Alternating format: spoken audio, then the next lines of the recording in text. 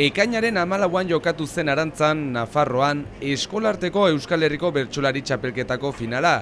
Eta Unai Saizpurua Ibargarai saratarrak jantzi du txapela. Baionan hartu gaitu, oraindik emozioak pilpilia. Egan oino pixkat nahasiak edo oino ez liseituak, zeren egiazkiz kolpe batez gaitzeko emozio izan zen, jakinik jantzutelarik nire izena, egiazkiz idu izan nire burua zartatuko zela eta oino liseitzen. Txapelketako txapelduna Unai Saizpurua Ibargarai. Entzun nuenean nintzen ikaragarria, lortu dut, egan ni joan nintzen ongi pasatzera eta al nuena egitea, baina entzun nuenean ere izena egan piskat gauza xuri bat sentitu nuen ere buruan eta zinez edera izan zen. Baina niara...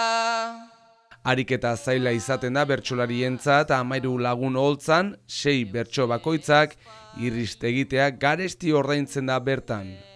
Hori da, azkenean 6 bertso, 6ak ongi kantatzen baituzu eta ez baduzu akatsik egiten, azkenean gauza detaietan jokatzen da txapela azkenean.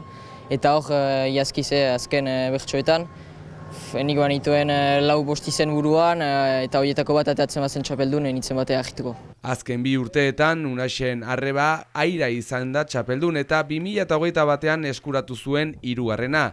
Aita ere bertsolaria dute, Carlos, eta agerikoa da bertsoa zainetan dutela. Familian txikitatik bertsotan ari gira, bai etxean, bai kanpoan, bai mendira joten ginenean, joten garenean. Eta egia jan, nire ajebak gaitzko gauza egin du, irabazi du 3 aldiz eta iparjaldekoa 5 aldiz.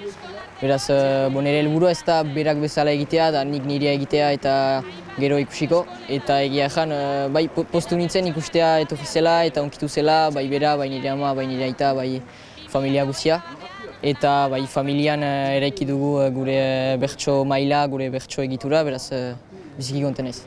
Eta familia zaratago ikusten da Lapurdin eta Ipar Euskal Herrian lanak ongi egiten ari direla. Azken 5 txapelak bertara joan bai dira. Bertsolaritza zaratago kazetari ikastaro egin berri du berrian eta maite duen mundua da, hau ere hitzekin lotua. Egia jan munduak biziki maite dut, idaztea ere biziki maite dut eta joan urtean egin nuen irratietan ikastaro bat, aski maite datu nuen eta urtengoan nahi nuen ikusi egunkaria nola zen, nola idazten zuten, nola zen giroa hemen.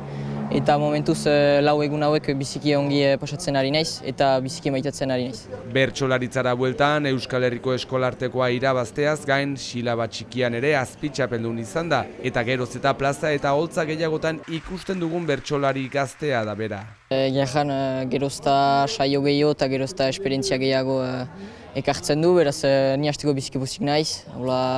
Emaitzak ere ari dira ateratzen, beraz behar dut profitatu. Zeren behar bada beste urte batean edo beste momentu batean ez dut lortuko, beraz segitu nahi dut lanean eta hola bertsotan. Familiari musu bat